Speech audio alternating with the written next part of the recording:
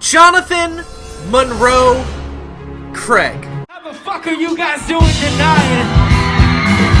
My name is Jonny Craig. Better known by his stage name, Jonny Craig. I'll say it to your face, fuck you, bitch! Tell me, what exactly comes to your mind when you hear the name Jonny Craig? MacBooks. There are rumors floating that he has been trying to sell MacBooks on Twitter. He gets one of his fans to send him money, and then he doesn't send the laptop to the person, and they freak out. Dance, Gavin, dance. Hard drug use. And I just made a decision. It was like either play music or be a drug addict, and obviously I chose to play music. Emarosa.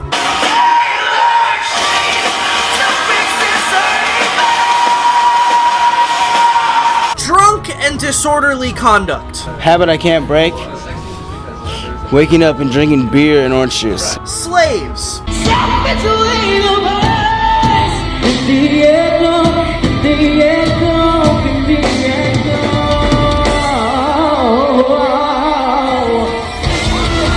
God-given, natural, unbelievable singing talent.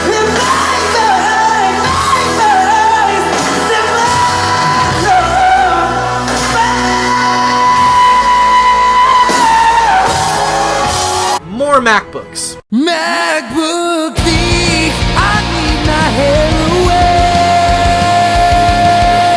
It can be argued that no one in the late 2000s Warped Tour scene was quite as enigmatic, quite as controversial, yet equally as naturally talented and influential on the subculture that they existed in, more than Mr. Jonny Craig. He's a man who's been through so many different scandals that his whole career has basically been more of one long series of several different comebacks as opposed to just one linear musical career.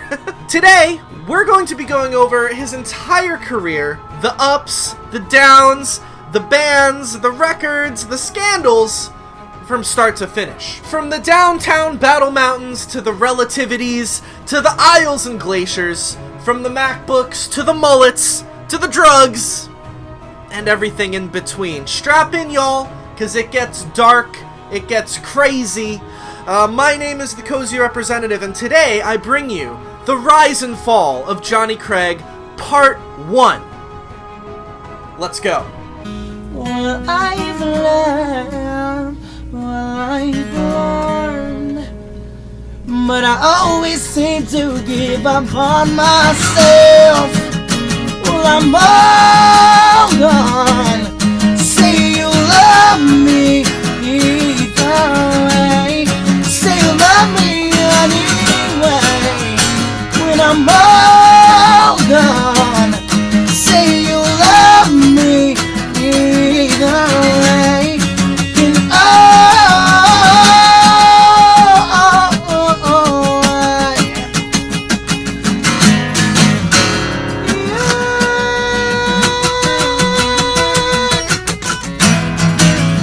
And I'm about to send my call back. Cutting corners, blazing blame. Any moment this could catch fire. Erasing all the stains. So here's to starting over. We could be the same. We'll change it all together. The future's mine to collect. Yeah, So, Jonathan Monroe Craig was born in Abbotsford, British Columbia, Canada, a part of Canada which is just north of Washington State, on March 26th of 1986. Jonny, who at the time was known as Little John Craig, grew up with his parents in Canada. It was in his early years that his mom introduced him to lots of different styles of music, everything from Michael Bolton to various Christian rock artists, as well as some gospel music. My mom would listen to like Michael Bolton stuff when she cleaned. But I'd say my first, real soulful acts that I listened to were like Temptations, Aretha Franklin. My mom would put them on while she cleaned, and those are real influences. They have a real meaning to music, I feel. One once Jonny had reached adolescence, his musical idols became artists like Boyz II Men, as well as bands like New Found Glory. It was also in this era of his life that Jonny, or John at the time, began to act out and cause a bit of trouble. He became somewhat of a troublemaker, a rabble-rouser, if you will. He began singing when he was put into the school choir as a default elective, I believe in middle school, but ended up getting kicked out for misbehaving. In fact, Jonny has stated that around this time he, quote, had a hard time keeping out of trouble, and that high school wasn't for him. What's the toughest thing that you went through growing up? Just really staying out of trouble. I always had a problem with that, I guess. I never really staying in school and stuff like that. Ultimately, he ended up dropping out of high school very early on in his high school career and got his GED instead. According to members of Dance Gavin Dance, he also allegedly ran away from home around this time. Now, around this time that Jonny had dropped out of school and left home, he apparently relocated to Washington State when he was around 15 years old and formed a band that was called westerHALTS. Now, little is known about the band westerHALTS except for a single demo that they made that later had resurfaced online, which was recorded in 2001 when Jonny was, as I said, just 15 years old. The song is called Change, Leisure, and Retirement.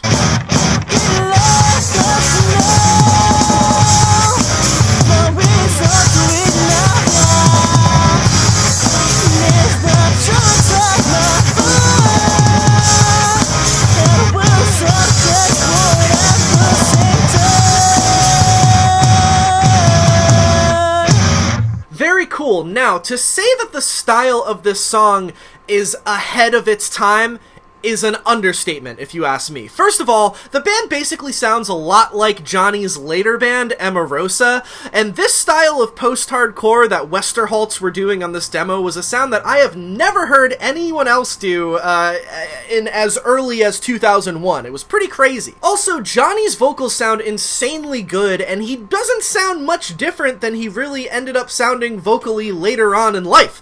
Albeit he's a little bit more high-pitched, and, you know, he definitely sounds younger. He's also a bit less raspy sounding than he ended up becoming. On this song, though, he really kind of sounded almost identical to how he sounded on Dance Gavin Dance's early material, specifically their Whatever I Say Is Royal Ocean EP, if you ask me.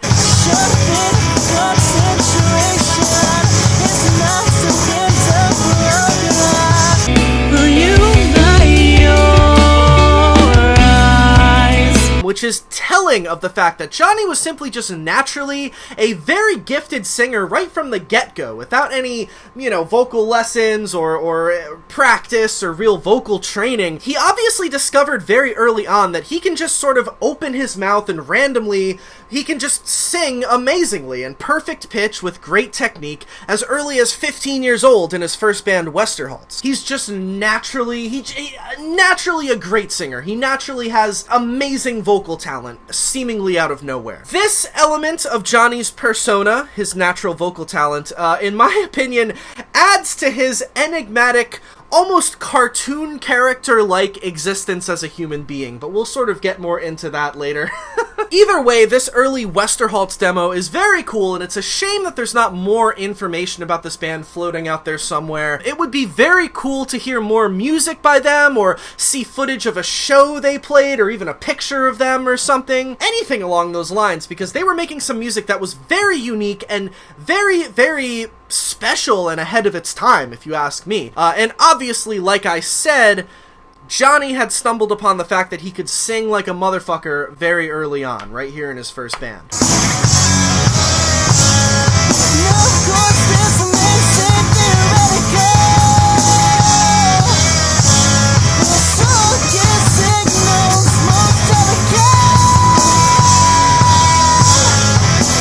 So, after Jonny spent a couple years in the band westerHALTS, and like I said, very little is known about that band.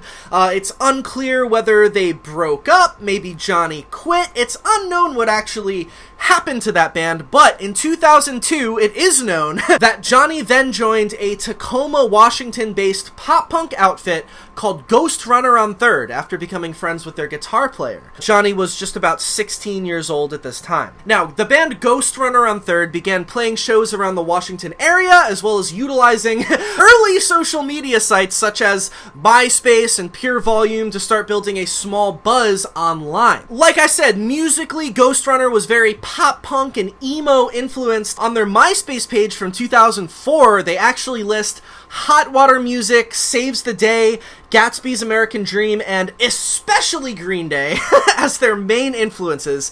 And on the same MySpace page, interestingly enough, it lists John Craig as their vocalist. Now, according to their old website, ghostrunnerunthird.com, the band got signed to an indie record label called Less Avenged Records in the summer of 2004, and shortly after that, they announced that they were recording their debut EP, which was up for pre-order on smartpunk.com, and would officially be released on January 5th of 2005. And on that very day, Ghost Runner Unthird officially released their debut EP, which was called Speak Your Dreams. Musically, the EP was, like I said earlier, very pop-punk and emo influenced, sounding pretty similar to popular pop-punk acts at the time, such as Newfound Glory or Taking Back Sunday, maybe a little Saves the Day influence in there as well. The instrumentals basically sounded like any average, slightly generic pop-punk local band in the early to mid-2000s, but Ghost Runner Unthird's secret weapon was definitely John Craig's unique vocals. With Jonny providing his signature soulful vocal style over these slightly basic pop-punk styled instrumentals, without him relying on, typical average pop-punk vocal stylings, it causes these songs to stand out and sound unique to other smaller pop-punk and emo acts from around that time. He's kind of channeling Patrick Stump maybe just a little bit, but even still, he's really doing his own thing on these tracks. It's definitely a more subdued early version of what Jonny was able to do later, but it was a really unique thing that he was doing over these songs. It's really cool. I've actually been really enjoying going and listening to this EP. It's cool. I recommend it. Although the band Ghost Runner Unthird remains pretty obscure and unknown in the grand scheme of things, aside from being put on the map due to Jonny's later success, obviously, the band did create a fun and unique sounding EP with 2005's Speak Your Dreams. Now, although no known live footage of the band with Jonny singing exists anywhere on the internet, the band did put out one music video for the song called H sometime around 2005, and it's very interesting and very cool to see a young Jonny performing with his old band before all the fame and all the this and that and whatever. Check it out. It's very cool.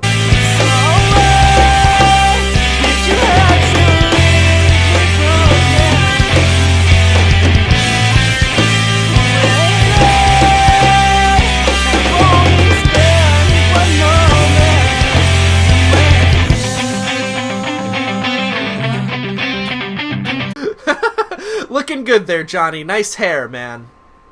Anyways, while Ghost Runner Unthird were playing local shows around the Washington area, as well as traveling for out-of-state shows in the surrounding states whenever they could, typical local band type shit, around 2004 and 2005, they would sometimes play shows with a post-hardcore band from the Sacramento area called Farewell Unknown, whose lineup featured a young man on lead guitar who went by the name of Will Swan.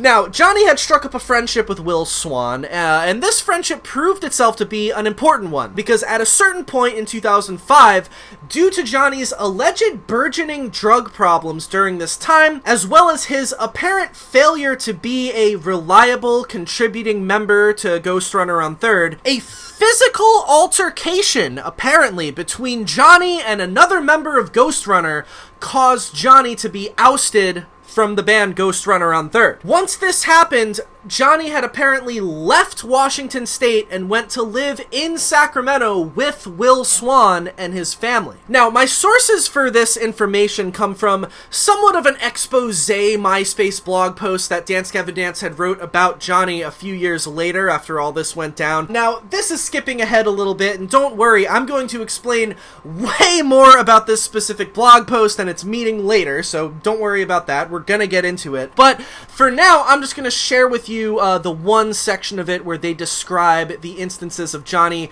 leaving Ghost Runner on 3rd and going to join Will in Sacramento. The blog states the following. Jonny joined the band, Dance Gavin Dance, after quitting a Seattle-based band. Will went to pick him up in Seattle and bring him to Sacramento. That night, when he went to get him, a former bandmate of Jonny's came into a party Jonny was at with brass knuckles and hit Jonny in the head and stated, "You've never done anything for this band," and stormed out. Damn, that's crazy. That's intense. I wouldn't want to be in a band where people are hitting each other anyway, so there you have it. Obviously, Jonny's tenure in Ghost Runner ended with some apparently pretty strong personal beef between him and the other members, and like I said, it has been rumored that Jonny was already dealing with some fairly serious drug problems around this time, which caused him to be an unstable, unreliable, erratic person, which presumably led to the beef between him and the other Ghost Runner members, and ultimately him being fired from the band. But, however, I do have to say, very little is actually known about the band Ghost Runner on 3rd, specifically Jonny's tenure in that band, so me saying all of this is generally still speculation based on rumors as well as other context clues that I've come across. But as you'll see in the rest of Jonny's career, which has been well documented, situations consisting of him being unreliable, erratic, and generally shitty to people because of his hard drug problems, causing turmoil within his relationships, leading to him being ousted from bands, is extremely common to a point where it's pretty much consistently happened to him every, 2 to 3 years over the course of the last, 15 years. But anyways, more on that later. So, Jonny was no longer singing for Ghost Runner on 3rd and had now relocated from Seattle down to Sacramento, California, where he lived with Will Swan and Will Swan's family. The year was 2005, and following the dissolution of Will Swan's previous band, Farewell Unknown, Will and Jonny decided that they would join forces and start a brand new band together. History was made. They enlisted drummer Matt Mingus, bass player Eric Lodge, second guitarist Alvaro Alcala, who was soon replaced by Sean O'Sullivan, and screamer John Mess. The band almost called themselves the Green Monroe. We were almost called the Green Monroe. Until Jonny came up with a much better band name. Dance Gavin Dance.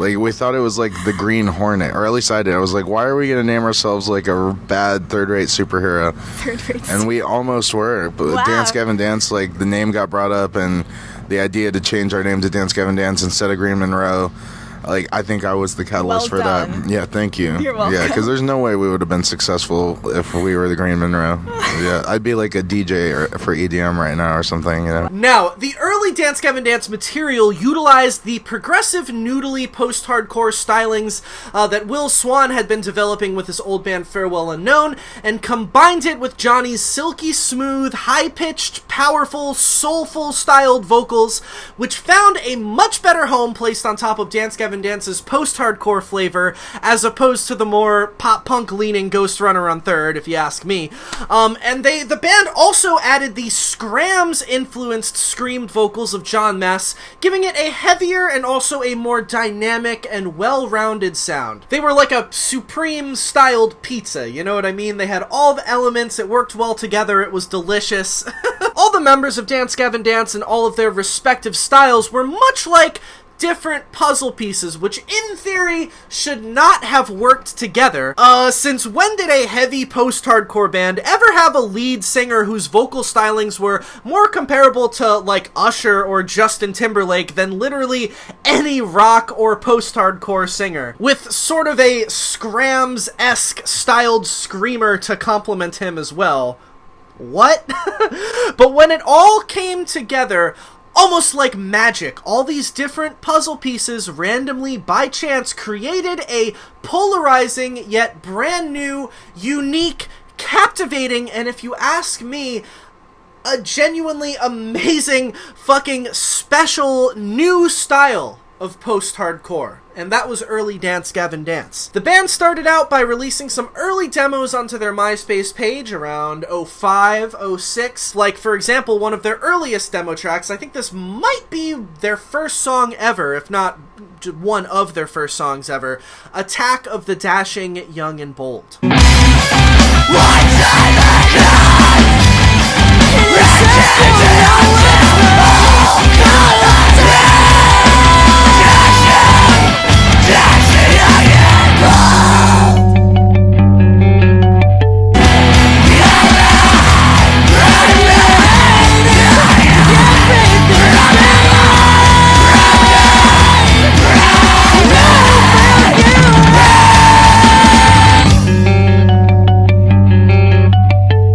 Began playing as many local shows as they could around the greater Sacramento area.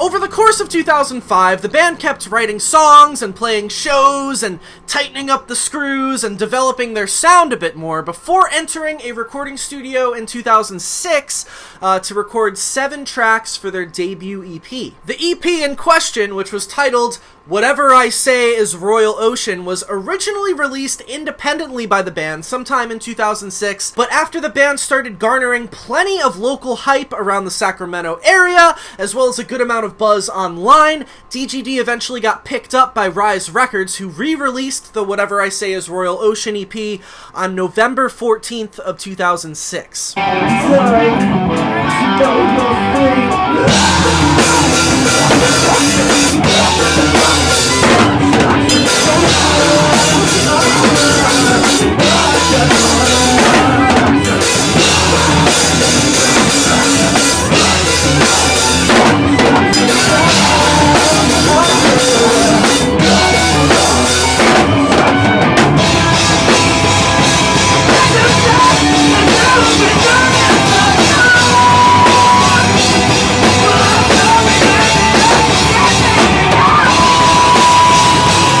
Whatever I Say Is Royal Ocean is a fantastically unique post-hardcore EP, if you ask me. While DGD were obviously a lot more inspired by contemporary bands at the time, such as Seosin or Chiodos, than what they later evolved into, I think the way they sounded on this EP at the time was still something totally unique and fresh and different for the genre. They didn't rely on any synthesizers or open chugging breakdowns or auto-tuned clean vocals or any of the other commonly used gimmicks of the genre at the time, you know what I'm saying? Instead, DGD utilized noodly math rock inspired guitars with plenty of 7th chords and some hints of like 90s emo in there, making the instrumental sound a lot more inspired by bands like the Mars Volta or At the Drive-In or Thursday, as opposed to Every Time I Die or something like that. Not to mention John Mess's arty, scram Sims-esque styled vocals were far different from the macho, big man mosh calls of most of the Rise Records metalcore screamers from around this time, which was honestly refreshing and something this scene desperately needed during this era. And last but certainly not least, can't fail to mention Jonny's vocals on this thing. Like I said, I think he sounds a lot more at home and just generally fits a lot better over Dance Gavin Dance's post-hardcore style as opposed to Ghost Runner's more pop-punk style. He sounds way more compelling and captivating and powerful on this EP than anything he had ever done before. He had also developed his voice a bit more, and we hear a lot more advanced, well-crafted melodies from him, as well as a lot of belting, which we hadn't really heard yet from Jonny's previous vocal performances. He really stepped it up a notch and sounds great on this EP. Honestly, and this might be a hot take, but for me, Whatever I Say Is Royal Ocean contains some of my favorite Jonny Craig vocal performances, specifically because of how raw he sounds on here. You know, this was before all the drugs and the fame and the ego and the scandals. It was a more, you know, innocent Jonny, maybe, and a more raw Jonny as a whole. I mean, it was also before he added his, you know, trademark raspiness to his voice. He was still super high-pitched and clear. If you ask me, on Whatever I Say Is Royal Ocean, we're really hearing post-hardcore Jonny at his finest. Anyways,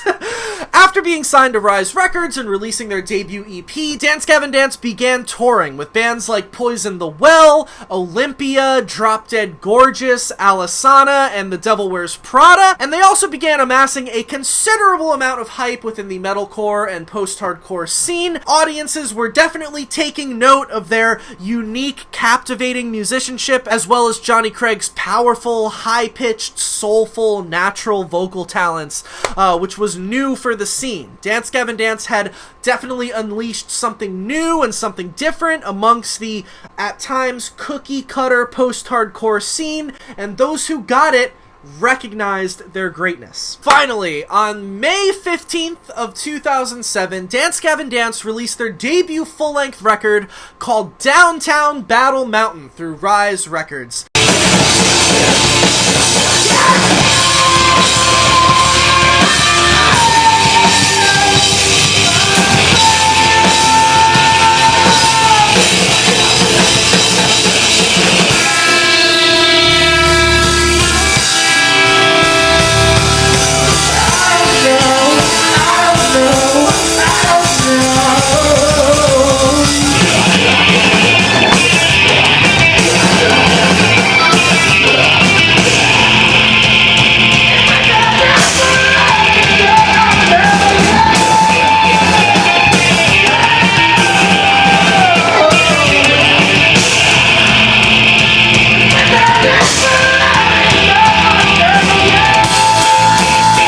Now, Downtown Battle Mountain took the raw post-hardcore goodness that they presented on Whatever I Say Is Royal Ocean, tightened it up, smoothed it out, beefed it up, and developed it a bit, and took it to the next level. To put it simply, there's not much that I can say about Downtown Battle Mountain besides it's a mighty fucking record. This album is this is the shit.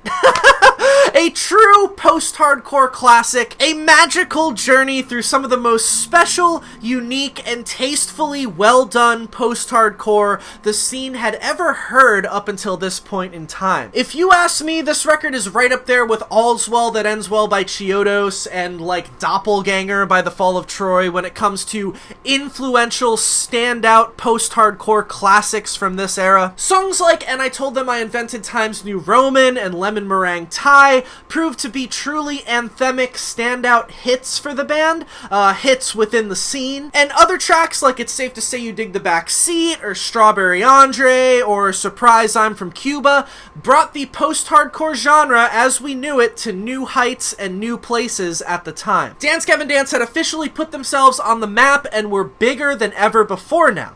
They had a shit ton of plays on MySpace and Pure Volume, a shit ton of people coming out to the shows, a shit ton of of hype. Kids around the country, as well as around the freaking world, were now getting hip to their fresh and new sound. The band had more hype than ever before, and as far as underground rock standards go, they had really started to make it around the release of Downtown Battle Mountain. Following the release of the record, the band spent the fall of 2007 on the Black on Black tour, opening for Escape the Fate, Bless the Fall, Love Hate Hero, and Before Their Eyes, a pretty cool tour. Following that, they went right into opening for Silverstein on the I Am Not a Nugget tour, presented by PETA, as you can imagine, with fellow openers from Autumn to Ashes, Strike Anywhere, and A Day to Remember, also a pretty dope tour. Now, that tour was basically supposed to end with all of the bands playing at the Saints and Sinners Festival in Asbury Park, New Jersey, on November 4th of 2007, and then DGD was supposed to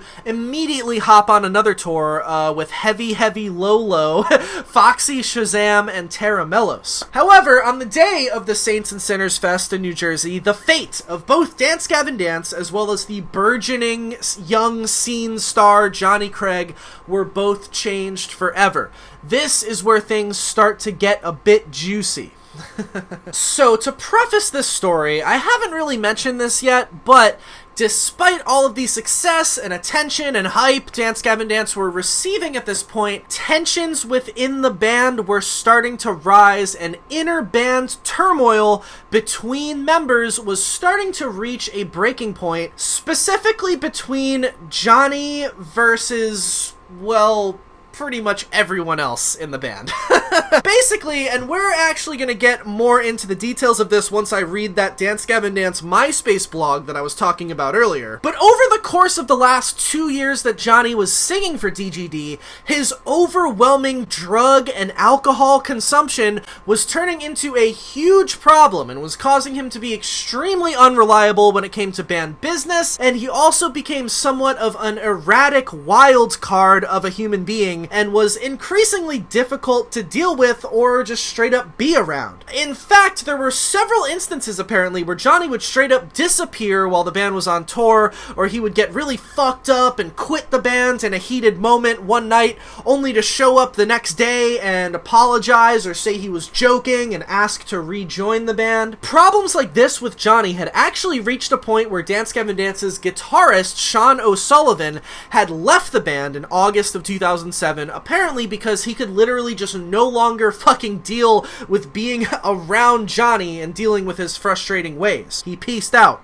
So naturally, tensions within the band were obviously growing quite strong, and that leads me to the events that took place at the Saints and Sinners Festival on November 4th of 2007 in Asbury Park, New Jersey. You know what? Instead of telling the story myself, I'll actually let some people who were actually there that day to witness these actual events tell it for me. Here's a clip from the Lead Singer Syndrome podcast, which is hosted by Shane Told, who is the lead singer of the band Silverstein, who were the band that Dance Gavin Dance was actually on tour with when this happened. This is from the Lead Singer Syndrome episode featuring John Mess and Tillian Pearson of Dance Gavin Dance, who are current members of the band. And this is a section where Shane Told and John Mess tell the full story of what happened at that festival that day and how exactly it impacted Dance Gavin Dance's history from that point forward. It's pretty interesting, so check it out.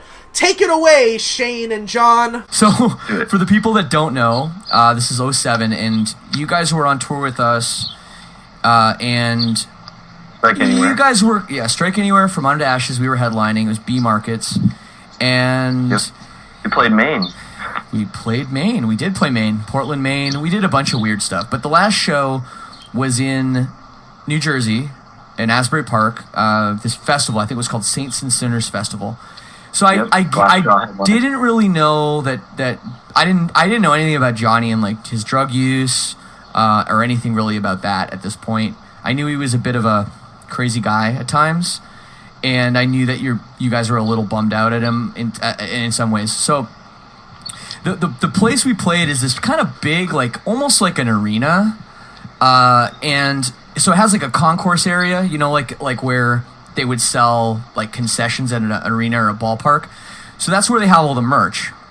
So I'm standing at our merch table. It's me, Josh, our guitar player for my band, and Jonny. And we're just talking, we're hanging out, I don't know, having a good time. And all of a sudden, I hear this music, and I'm like, Jonny, is that your intro? And I'll never forget the look on his face. His face just fell, like what? And he just bolted, and he ran, and like it's like an arena basically, so it takes a while to get down to the stage and figure it out and everything. So you guys started playing without him, and Right. I think he got there like for the end of the first song, and yeah, and you guys had enough of him and basically had a huge blow up, and as from what I remember, you guys fucking left him in New Jersey, and that was it. Is that how you recount it, John? Yeah, so we got up there, and then Times New Roman started. He wasn't there, and then so I just started screaming, and now you know, in my But it sounded terrible, and I think at that point that might have been the largest show we had ever played. So I'm sure it was. Yeah, so it was a big deal to you guys. Yeah, exactly. I think we had gotten through maybe at least half of the song, and then he showed up, and we played. We were just, we were pretty pissed or whatever, and things at that point were, more like a big deal, like to us. Just this needs to work. We need to get this going. Like no fuck ups and whatnot. Right. Obviously, still important or whatever, but we weren't veterans of. Well, I don't know if I want to call us veterans, but we weren't as seasoned as we are now. So yeah, we were pretty pissed, and then then he kind of knew that he had fucked up, and then disappeared, and we pretty much just we were supposed to start this other tour with Heavy Lolo. Okay, yeah, I remember that band. And then I think and Taramellos, and then Arsonist, Get All the Girls replaced us because we kicked him out and then drove back to. We drove from Asbury Park, New Jersey to Sacramento just straight. Yeah, that's brutal. So, and then he went on to play some shows with Skylit Drive, I think. Then they ended up taking him back home. So yeah, that was it. And then the whole kicking out was in front of like all of the bands on the tour, on the whole row of buses. So there's many witnesses to the whole. Oh yeah, blow up. So. It was it got intense, to say the least. I remember it well. It had been a lot of tension building up to that point. So yeah.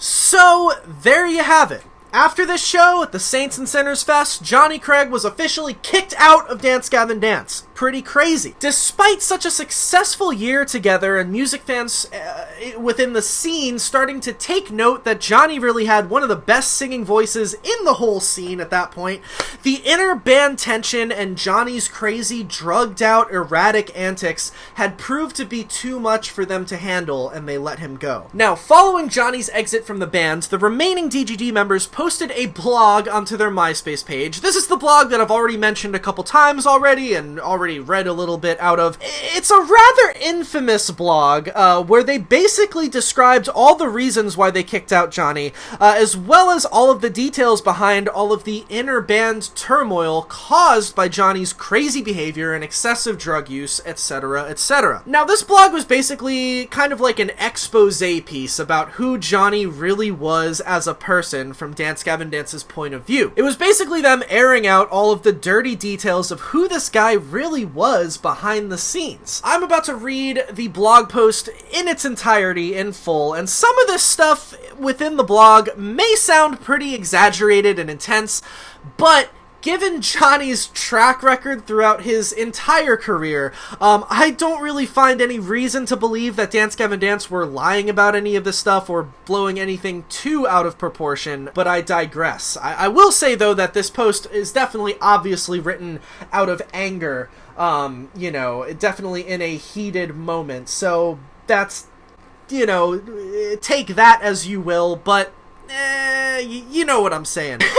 Either way, here is the infamous blog post posted by Dance Gavin Dance onto their MySpace page in November of 2007, shortly after Jonny was ousted from the band. It reads as follows. Hey everyone.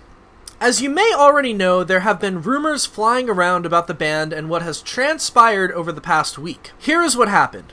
After the Saints and Sinners Festival last weekend, our singer Jonny quit the band. The situation arose after he failed to show up to the majority of our first song, and I told them I invented Times New Roman, in front of 2,000 people or so. He then proceeded to continue his drug and alcohol binge of the previous night, making a fool out of himself in front of our friends and other bands. Later in the night, he got in an argument with our merch guy and tour manager, as well as a member of the band, and decided he would quit the band. We attempted to reason with him, but we only could say that he was done and moved his heavily drugged self to a friend's hotel room. This is a typical series of events for our band, and Jonny has quit and rejoined the band in the morning numerous times. Unfortunately, after this much abuse, we were unable to continue to let Jonny continue with his usual idiotic ways, and we left him in New Jersey and drove home. Now, many of you may be saying to yourselves, but I love Jonny's voice, or I've met him and he's nice, he can't be that bad. Well, he is, and here is why. Jonny joined the band after quitting a Seattle-based band. Will went to pick him up in Seattle and bring him to Sacramento. That night when he went to get him, a former bandmate of Jonny's came into a party Jonny was at with brass knuckles and hit Jonny in the head and stated, "You've never done anything for this band," and stormed out.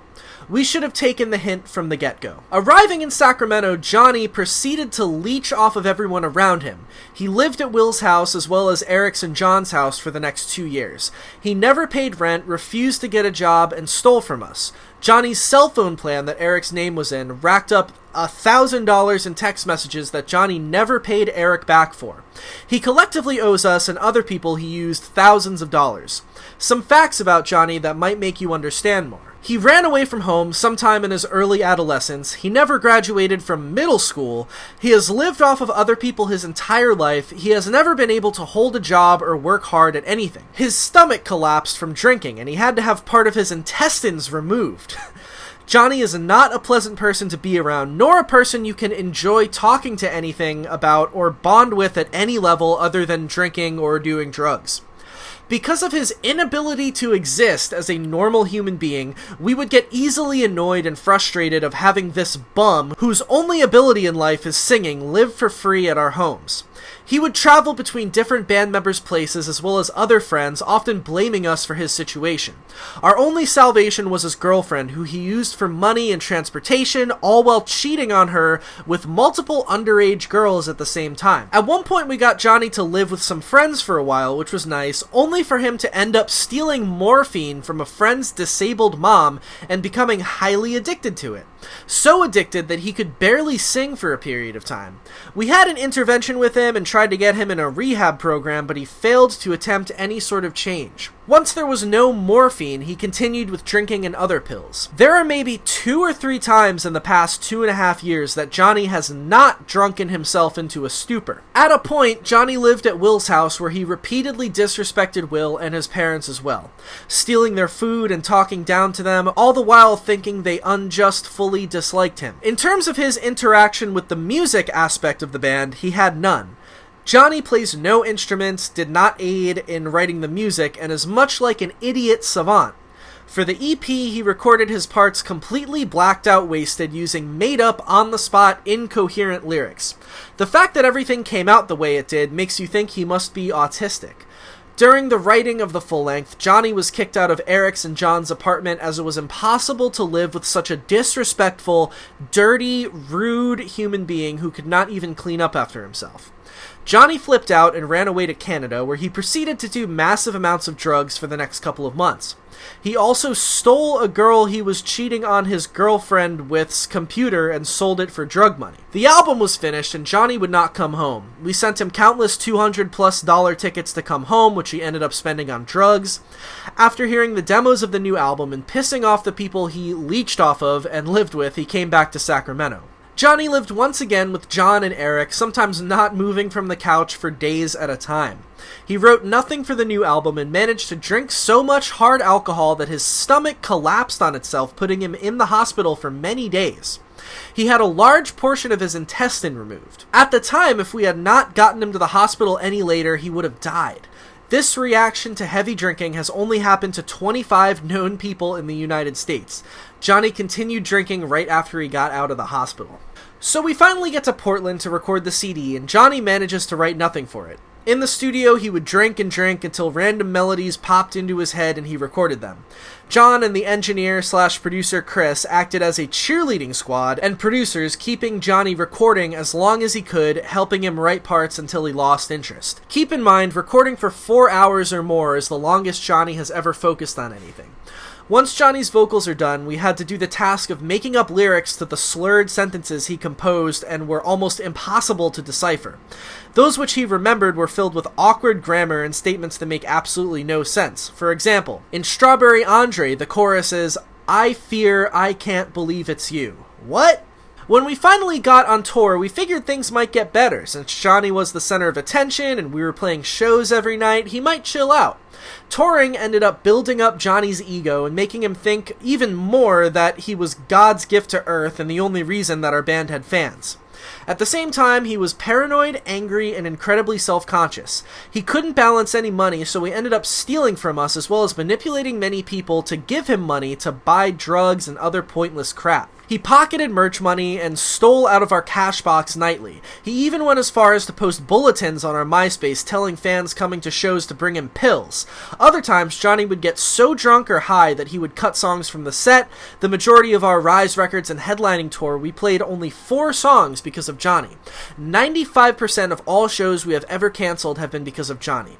Those of you in Minnesota, he canceled our only show ever in Minnesota because he ran away after the venue to some girl's house and took Vicodin all day and refused to tell us where he was. Jonny is also very rude and unappreciative to fans. He has refused to give autographs, refused to talk to them, or even talk down to them. He has multiple times cussed at fans or given them the finger. He also has talked badly about other bands we have toured with and is not well liked among many of those we have been on tour with.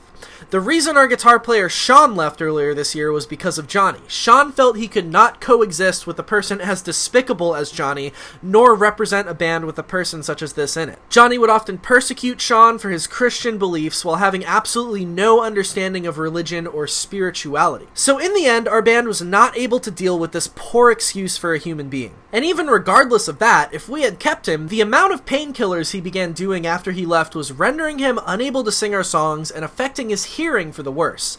Time and time again, we gave Jonny a second chance and tried to help him. We opened our homes to him and tried to see the good in him, but never once received a thank you of appreciation or signs of attempts to change. At times we feel we have sacrificed our values for the amazing opportunities given to this band, but the inevitable has finally come and we can no longer be in a band with Jonny. As we explained above, Jonny quit the band, which he has done many times before, only this time we have followed through with his threat. Shortly after leaving him in New Jersey, he begged to be let back in the band. Plans for the future. We are still with Rise Records, we are still with our current manager, and we are still with our current booking agent. We will be getting a new singer as soon as we can find one. Everyone else is still in the band. If you want to audition, send an email to dancegavin@hotmail.com with a sample of your singing. Right now, we are all moving into a house in Sacramento to start writing for the next album. We will not abandon old songs, and we will still be playing them when we tour again in the near future. We understand what we are doing, and we will make our next album better than the last. We want to apologize to fans who have not been able to see us due to canceled shows. We want to thank everyone who has donated and supported us. Love, DGD. Jesus Christ, that was intense. So, assuming the contents of that blog post were factual, Jonny Craig was obviously not a very fun person to be around at all. And anybody who took their band even remotely seriously would obviously kick him out, regardless of how amazing his singing might have been. Nobody should have to deal with all that nonsense. I completely see where Dance Gavin Dance were coming from, and do not blame them at all for having to get this guy out of their lives at that time. Either way, Dance Gavin Dance carried on with their new vocalist, Kurt Travis, who was formerly of a band called 5 Minute Ride.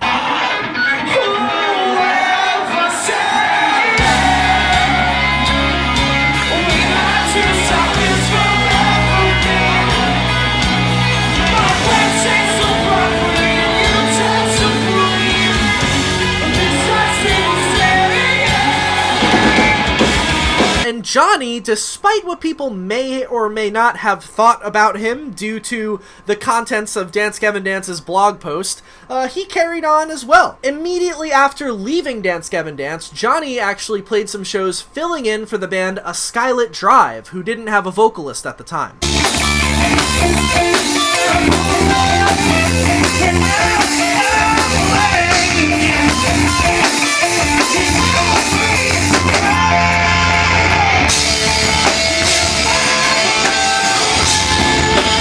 After this brief stint with the Skylit Drive, Jonny then joined forces with a post-hardcore band from Lexington, Kentucky called Emarosa.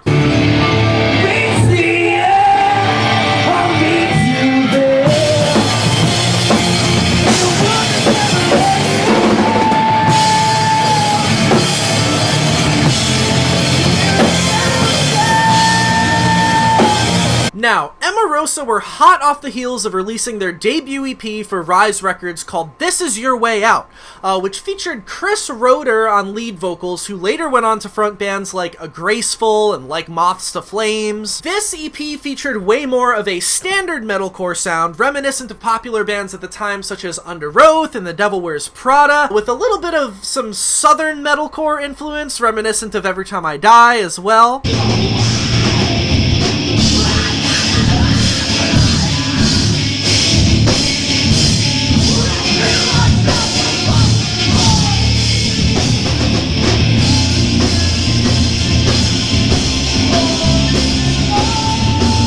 Now, while the This Is Your Way Out EP was beloved by many fans, and still is to this day, and had created quite a big buzz within the scene at the time, Emarosa started progressing their sound to something a little less heavy and a little more ambient and experimental following the release of this EP. As the story goes, their vocalist at the time, Chris Roeder, was way more comfortable doing screamed vocals over heavy music as opposed to being a clean singer. And now that Emarosa was starting to transition into being less of a heavier style band, Chris Roeder felt like he could no longer fit in with the sound once they started to evolve after their EP. In comes Jonny Craig.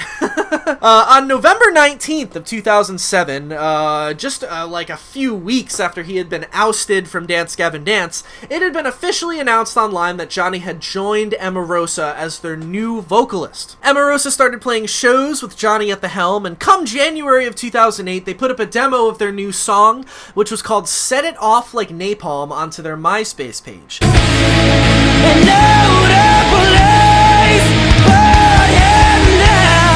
And they also uploaded a demo of the song called Pretend Release the Clothes a few weeks later. And now here comes the attitude.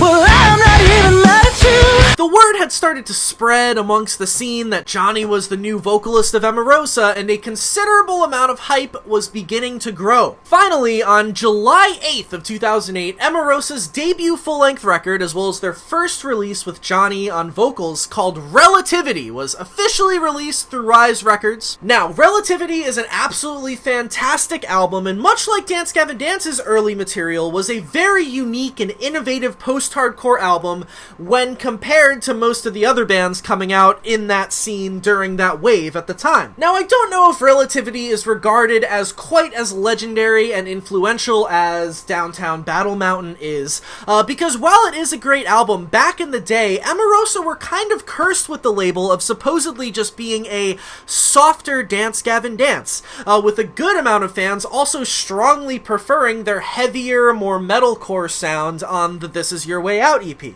Despite this, if you ask me personally, I think Relativity is definitely one of my favorite post-hardcore albums from the mid to late 2000s post-hardcore wave, and much like Downtown Battle Mountain, it's one of the more interesting and innovative albums that came out during this time. It's definitely a bit of a polarizing album, and to people who might not be used to Emarosa's sound on this album, it might feel a little bit boring or repetitive or maybe aimless, and while I think there is some truth to those statements, I think one of the coolest things about Emarosa's Relativity record is that it takes elements and ideas from the sound and style of other popular contemporary bands from the post-hardcore / metalcore scene at the time. It takes the energy and the swagger of these bands and they dress it up and present it in a whole new, completely different way that no other band did at the time before or after Emarosa on this record. They really did their own thing on this record that was truly uniquely them, which is difficult for any band in any genre to do, especially considering how carbon copy and generic a lot of those bands in the post-hardcore / metalcore Warped Tour scene were at the time, as I've stated. That's actually why I much prefer the Jonny era Emarosa stuff to the Chris Roeder era Emarosa, because while the This Is Your Way Out EP is a fantastic metalcore EP, it's very well done, Relativity has what that EP doesn't have, which is its own unique sound that steps outside of the box and challenges the listener with new sounds and styles that you aren't particularly used to hearing come from a post-hardcore band on Rise Records in 2008. Relativity is almost like an ambient, experimental, alternative rock record that presents itself with the energy and the swagger of a metalcore-leaning post-hardcore band. It's really cool. And oh yeah, with the powerful, belting Jonny Craig white boy soul vocals on top of it too, in case it wasn't already weird and different and polarizing enough musically on Emarosa's Relativity, am I right? I gotta say though, about Jonny Craig's vocals on this thing, not only does his voice and his style work absolutely perfectly over these Emarosa tracks and what they were bringing to the table musically, but vocally Jonny sounds better than ever, technique-wise, skill-wise, performance-wise, tone-wise. He sounds fuller and bigger and beefier than ever vocally on this Emarosa album. Tailored sheets to fix this dirty man. In fact, I think that the Emarosa stuff that he was on might have been his best stuff that he ever did as far as his vocals go. He was shining on this shit. They gave him a lot of room to do his thing. On Relativity, this is the first time we hear Jonny finally find his signature style, so to speak. This album is the first one where he introduces his raspy style vocals, where he really hits that rasp and that grit when he belts loud notes, which became, like I said, a staple for him and kind of his, signature style vocally for the rest of his career after this album. He also has a lot more power in his voice on this album than he did on the earlier DGD stuff, a lot more confidence, and not to mention he has a greater vocal range than he did prior to this album. He still holds it down on the high notes, which he was previously known for, but this time around he also has a lot more power in his lower register, which also became a signature Jonny Craig vocal technique for pretty much the rest of his career. Jonny really upped his game on this album, and his impressive and skillful, not to mention emotional, standout vocal performances, plus the uniqueness of Emarosa's sound instrumentally, definitely made them somewhat of a buzz band when this record came out in the summer of 2008, and pushed them to big heights and new levels of popularity and hype within the post-hardcore / metalcore Warped Tour scene at the time. Emarosa had become a big entity, and they were definitely really killing it following the release of this album. Throughout 2008 and 2009, Emarosa were killing it on the touring circuit, going on some high-profile tours such as the Delicious Tour in the fall of 2008, opening up for Pierce the Veil with fellow openers Breathe Carolina and Four Letter Lie. They spent early 2009 opening for Funeral for a Friend with fellow openers The Sleeping and This Is Hell. They spent the spring of 2009 on the Sweet Brag Tour with The Devil Wears Prada, A Day to Remember, and Sky Eats Airplane. Man, that is some lit shit for 2009. Very big tour. And in the summer of 2009, Emarosa went out on a tour where they were the headlining act on the Artery Foundation Across the Nation tour with openers Our Last Night, In Fear and Faith, I See Stars, Burden of a Day, and Broadway.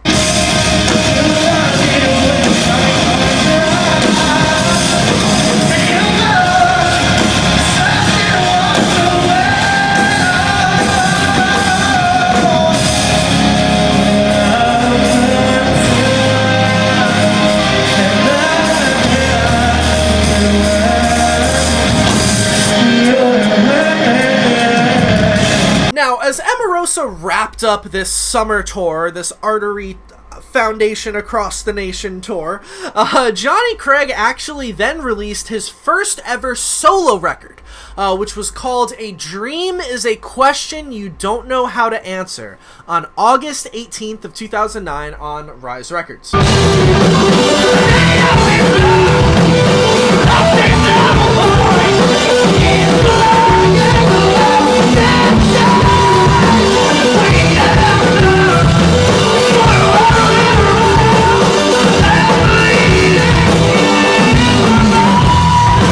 His solo record featured some real vibey, sort of stony alternative rock instrumentals with, of course, Jonny's signature soulful vocals doing their thing over them. Except on this album, we hear Jonny embracing way more of an R&B influence than ever before, as well as influences from soul music and even, like, gospel music on this album. On these tracks, he's able to embrace this style fully, seeing as how he's always sort of flirted with R&B styled vocals, obviously, in his bands before, but had to slightly compromise himself to fit over the heavy post-hardcore influence in the music of DGD and Emarosa. On this solo record, for the first time really in his career up to this point, we really hear Jonny in what might be his real, true element as a vocalist, his real, authentic musical self, and being able to fully embrace and explore the musical genres and styles that make his style of vocals unique in the first place. For the first time, we hear Jonny go full R&B, full soul, and not have to fit himself into a post-hardcore box. This record features fan favorites such as I Still Feel Her Part 3 and 7 AM 2 Bottles in the Wrong Road,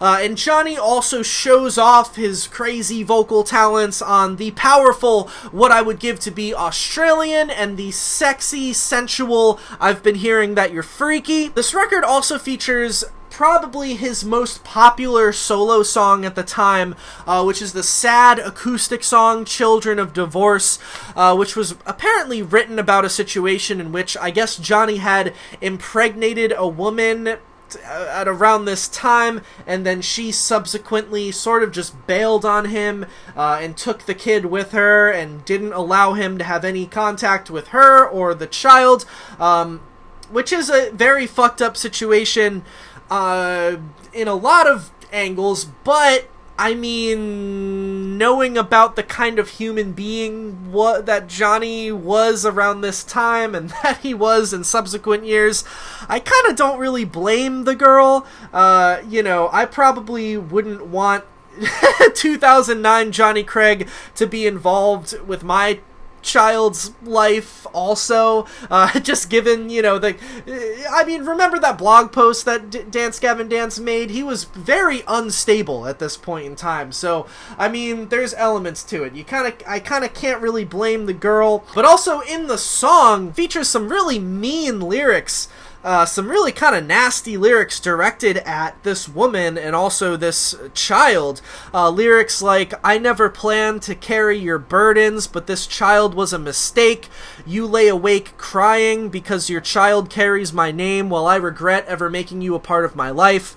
Or, sadly enough, this song's not to hurt you, just to show the world that I'm free.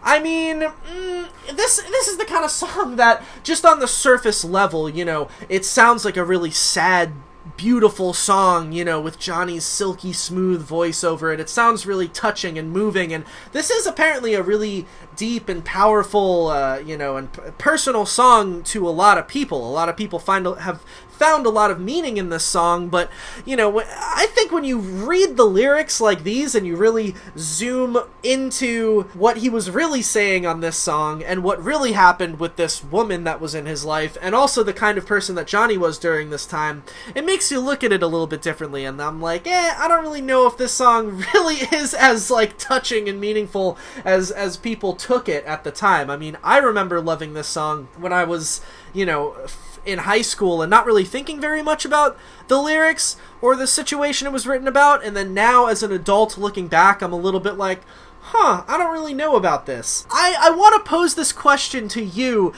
the viewers out there in internet land. What do you think of the song Children of Divorce now, looking back at what kind of person Jonny was at the time, and also the real, what do these lyrics mean to you? And do you think that Jonny was justified in writing this song? Do you think it's messed up that this girl bailed on him with his kid?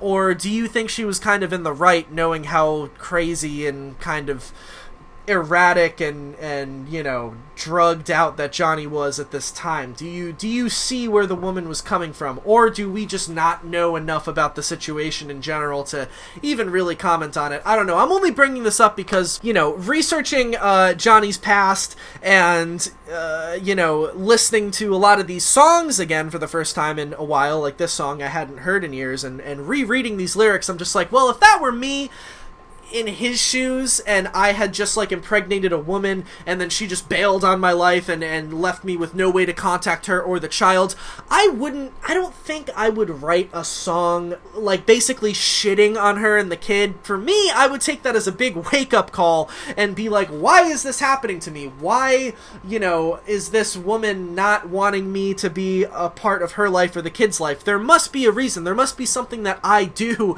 in my life, and something in the way that I present myself as a human being and the way that I act that has caused this to happen. I should change this about myself. I wouldn't write this song being like, yo, this kid was a mistake, I regret making you a part of my life, I'm free now. I don't know. It kind of leaves a sour taste in my mouth, personally, but I don't know. That's just me. What do you think about this song? I'm genuinely curious. Anyways, moving on. Following the release of Jonny's solo album, him and Emarosa then spent the fall of 2009 embarking on a pretty legendary tour, which has definitely gone down as a pretty big moment in post-hardcore history. After some well-documented beefing and feuding, some good old scene beef, scene drama against one another, Gavin Dance, who, like I said, were now fronted by Kurt Travis at this time, and Emarosa, joined forces on a co-headlining tour called the Squash the Beef Tour, where, yes, they publicly squashed their beef and showed the world that they were friends again, and all the drama that happened back in 2007 was all water under the bridge now, and it was smooth sailing. I actually made a video on my channel literally all about this one specific tour and how cool it was, with plenty of live footage and fun facts and whatnot, so definitely go check out that video on my channel if you want to hear me talk about this specific tour for 20 minutes. But for the sake of this video, let's get into the condensed version. This tour was co-headlined by Gavin Dance and Emarosa, with support from opening acts of Mice and Men, as well as Tides of Man and Of Machines. If you'll notice, one interesting fun fact about this tour is that all three singers of Gavin Dance were actually all on it. You had Kurt, who was in Gavin Dance, Jonny, who was in Emarosa at the time, and Tillian Pearson in his old band Tides of Man, who would later become the vocalist currently. Pretty freaking cool, if you ask me. Now, before the tour started, Jonny, as well as Will Swan, the guitar player for Gavin Dance, did an interview together for Alternative Press where they discussed the details of where their relationship was at that point, how they had mended things and became friends again, and they also discussed details on the tour, the Squash the Beef tour, that they were about to embark on. So the article was titled Squashin' the Beef, Gavin Dance versus Emarosa. The interview is as follows. You guys went your separate ways back in 2007. We all know Wikipedia is always right, and there's an entry that says this exit was, quote, due to extreme tensions and personal conflicts. Is this true? We definitely hit a rough point, but I honestly don't give a shit about any of that anymore. Well, there were extreme tensions and personal conflicts. It was a pretty dark time in Gavin Dance's history, and we kind of like to lay it to rest. It didn't really have to do with everyone individually, it was just me as a person. I wasn't treating a lot of people with respect. I wasn't doing the sorts of things you should do when you're in a band with 6 other people. And they pretty much just had it out with me. They were over it. I won't go into great detail, but they definitely made the right move on their part. Is there any way back then that you could have envisioned touring together again? No. At that moment, I didn't know if I'd ever talk to Jonny again, let alone go on a tour with him. But it was a long healing process for our relationship, and we're actually really good friends again. We've hung out a lot in different cities over the past year, and we're both looking forward to touring together. Things definitely took a huge 360 since then. Well, 180. I always sort of figured that we'd become a band again or something like that. I mean, I lived with them for 4 or 5 years of my life, so they're always going to be family to me. So I always figured there'd be some sort of interaction down the road. I wasn't going to give up on them, and they weren't giving up either. Did you guys keep in touch at all? I spoke to a few of them here and there. We were by no means talking daily, but we were always at a point where we were on good terms. It was a rough situation I went through, though. I had acted like a piece of shit for a long time. Luckily, they could all eventually see past it. Will, how did it make the remaining members of Dance Gavin Dance feel when Jonny almost immediately jumped into Emarosa? We actually didn't care. He could do whatever he wanted. We were just kind of focusing on our own musical careers at that time. I mean, we got Kurt pretty fast as well, so for as fast as Jonny was moving, we were moving just as fast. Did you follow each other's careers or listen to each other's albums? To an extent. I definitely wasn't stalking their MySpace page or anything like that. I heard when Eric and John left a little before it actually happened because we have mutual friends. It's all good. I knew they were just gonna come back on top. I'm actually pretty detached from our scene. I don't listen to a lot of other bands in our genre or anything like that. I ended up hearing Relativity a couple months after it came out, and I thought Jonny did a pretty good job vocally. I was pretty impressed with what he did on it. At what point did you guys begin to reconcile? We started to talk online a few times earlier this year, and then our bands met up while we were at South by Southwest in Austin, Texas last spring. We hung out and things were a lot better. We just let it all go. My new band and my old band were all together, just hanging out and having a good time. We just started talking about going on a tour together, and the next thing you know, it's being booked like a week later. So it was the band's idea as opposed to being some sort of accidental pairing on the part of a booking agent? Yeah, it came from me and Jonny at South by Southwest because our management and our booking agent were both there. Everyone was just like, hell yeah, let's do it. What do you think it'll be like getting back out there together? I think it'll be fun. I'm looking forward to partying every day. We're kind of party people, so every day should be a new adventure. Do you see any chance of those old tensions rising to the surface again? I don't think so. I think we put all that behind us. I don't see it happening either. I went out and hung out with them for a week in Sacramento and everything was fine. We still connected the way we did. It's just that sometimes you're with people for so long that you just kind of get fed up. Everyone makes mistakes and shit. Can we expect any crossover between the bands on stage? It's possible. I just keep telling people to check YouTube and see what ends up going down. We're planning a few things. Just keep your eyes open. I'm not going to give it all away, but there's going to be some fun stuff. We're co-headlining, so one night we'll be headlining, another they'll be headlining, so we're just going to switch it up a bunch. There's going to be some really cool stuff going on. It's also going to be cool to see Kurt sing some of the stuff that I wrote. He's been a friend of mine for a long time, back when he was in other bands. I never had a problem with him, and I always loved his style, so it'll be cool to see him sing some of my songs, if they play them. At these shows, Jonny would join DGD every night during their set to perform their old classic Lemon Meringue Tie together, which was always very epic and really great to see.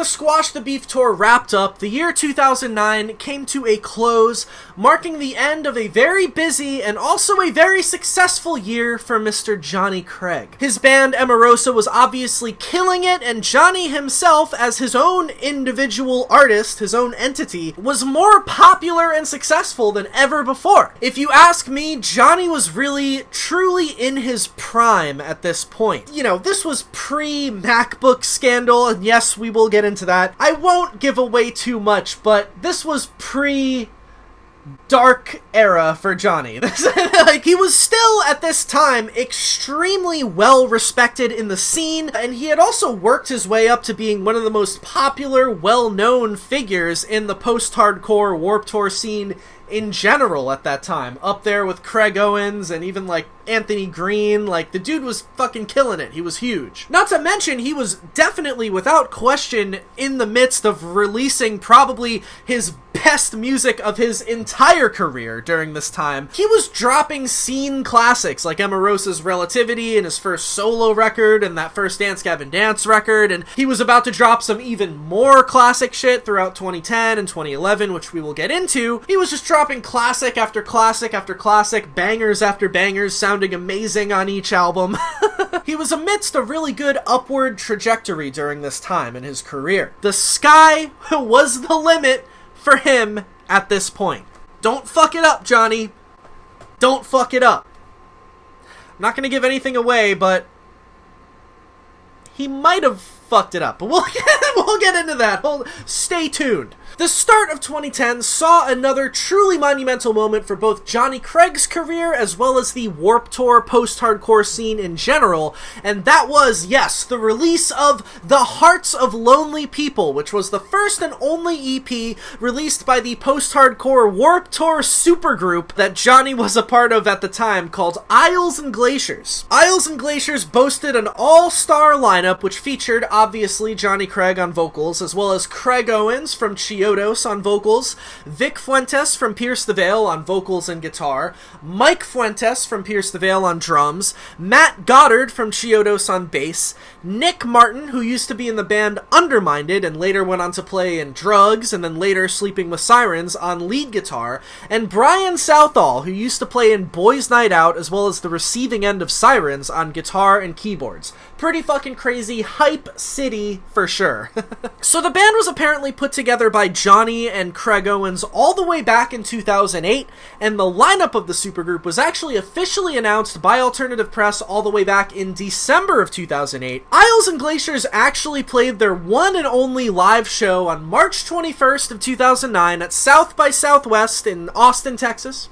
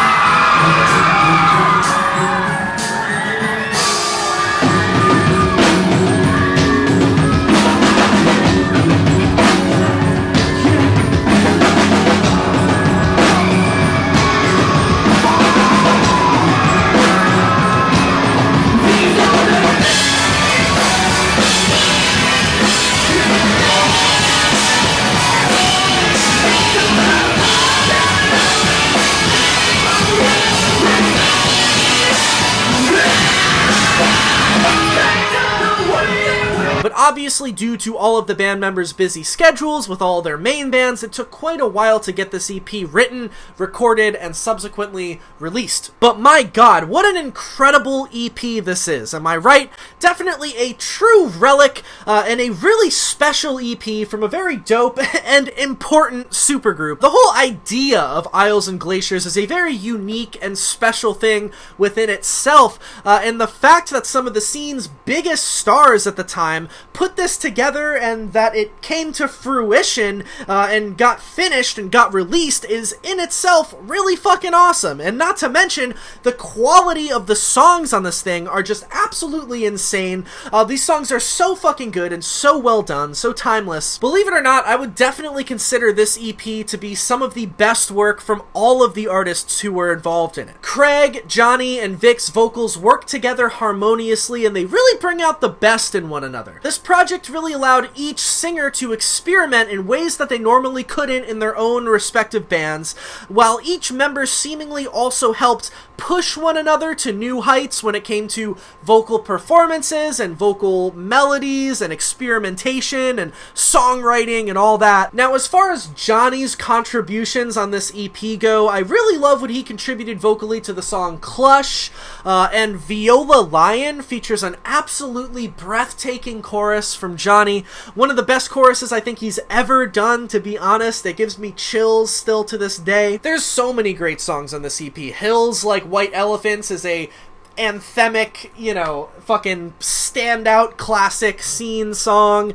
Empty Sighs and Wine is super catchy and awesome. And God, Cemetery Weather, if I'm looking to have a good cry out of nowhere, if I'm just looking to bawl my fucking eyes out and feel all the feelings, Cemetery Weather is the song to listen to. I actually avoid listening to this song most of the time because I don't want to put myself in that kind of mood if I'm not trying to go there, you know what I'm saying? If I want to keep myself in a good mood, I do not listen to Cemetery Weather. But anyway, so although there were talks about the group playing more shows in the future, there has actually been no activity from this band since the release of The Hearts of Lonely People all the way back in 2010, which is 10 years ago now, which is crazy. Besides the release of an EP of remixes of the songs in 2014, but that's not really, that's like a separate thing. That doesn't really count. That's not really like the band doing something. I think it's pretty safe to assume at this point that Isles and Glaciers as we knew it is defunct and most likely will never ever happen again, which is heartbreaking for a lot of people because a lot of people absolutely loved this EP, and so many people always would ask Jonny or Craig or Vic or anyone involved, is there going to be more Isles and Glaciers in the future? Are we going to hear more Isles and Glaciers? That was always what everybody in the scene wanted for so many years, but I think at this point, safe to assume it's been a decade and nothing. I think it's not happening. It is what it is. Still, like I said, the EP that they created, The Hearts of Lonely People, is a really special and an important artifact from this era. A really cool piece of scene history with some truly amazing songs on there, some really awesome musical moments. It definitely stands the test of time and to this day remains a highly respected and highly coveted EP by fans to this day. Now, following the release of the Isles and Glaciers EP, Jonny spent the spring of 2010 embarking on a solo headlining tour promoting the solo record that he released the year prior, featuring, in my opinion, a very, very cool lineup with some amazing bands. It was Jonny headlining, obviously, with openers Tides of Man, I, Alaska, Romance on a Rocket Ship, and Mod Sun. A very eclectic bill with some super amazing bands. Tides of Man and I, Alaska are two bands that I personally love so much, and I wish I had a time machine so I could time travel back 10 years ago and attend one of the shows on this tour, because that was definitely quite the bill. Anyways, once the summer of 2010 rolled around, we saw Jonny Craig get back in the saddle with his main project at the time, Emarosa, as they graced the stages of the 2010 Vans Warped Tour, playing to some of their biggest and most hype crowds yet. The song is called The Path of Satan. I know you know this first line.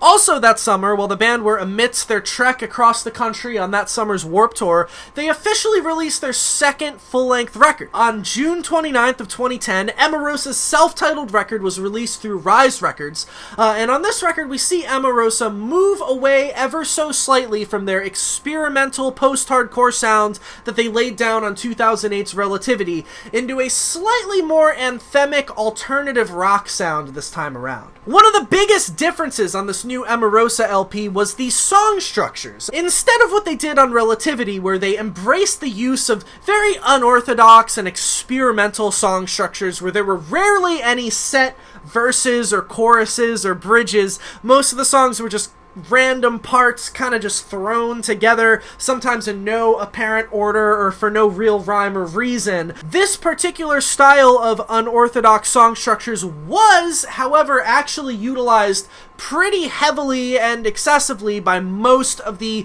Warped Tour, post-hardcore, or metalcore bands from around this time. And while it was definitely one of the special, unique charms of this specific genre, and most bands, including Emarosa on Relativity, pulled off this style quite well, and it was actually a really cool, unique thing. Regardless, for Emarosa's second record, they actually shifted towards utilizing more traditional, straightforward rock and pop song structures. So, you know, verse, chorus, bridge, chorus type thing. Now, while I do think that Relativity was a way more unique record and also maybe more representative of who Emarosa really were as a band and what they were capable of when it came to the Jonny era of the band, the self-titled record does have some extremely strong tracks and some huge, memorable choruses, and is, all in all, a great record all the way through. A Toast to the Future Kids is a beautiful, uplifting track with some inspiring vocals from Jonny, and was definitely a hit for the band within the scene at the time. Pretend, Relive, Regret, and Broken versus The Way We Were Born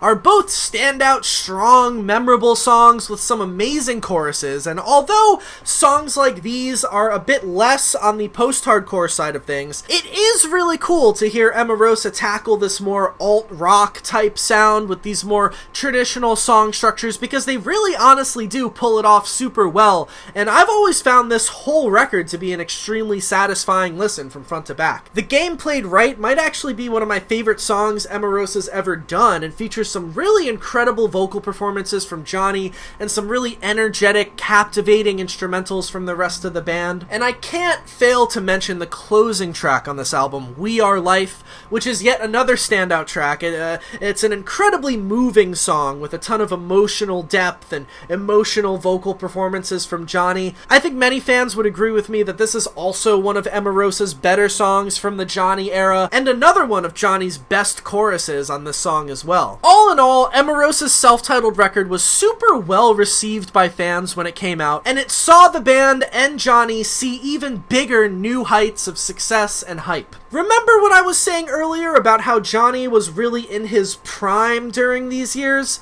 Just one huge, successful, great, classic project after another, big tours, making serious waves in the scene, and getting even bigger and more successful as an artist every few months, it seemed like. It was crazy. The dude was really fucking, like, no joke, on top of the game at the time. And unfortunately, Emarosa's self-titled record and their stint on that summer's Warped Tour actually marks, if you ask me, the very last time that Jonny was truly on top and in a seemingly untouchable place within the scene. This point was basically, in my opinion, the end of his upward trajectory. And this point also marks, unfortunately, the end of part 1 of this video. We will get into all the drama and all the craziness that unfolded after this point in time into part 2, which will be coming soon enough.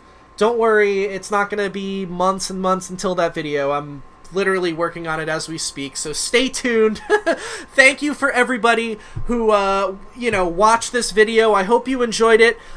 Please tell me what you thought, and, this video we kind of just covered, Jonny's prime, so to speak, and sort of his rise to the top, and we're going to get into all the MacBooks and all the drugs and the, spoiler alert, but the fall from grace, if you will, in part 2. So stay tuned. Thank you all so much for watching. My name is Julian, aka The Cozy Representative. Follow me on Instagram. The Cozy Representative is my name on there if you want to keep up to date with all updates on all things me related. And as always, thank you so much for watching.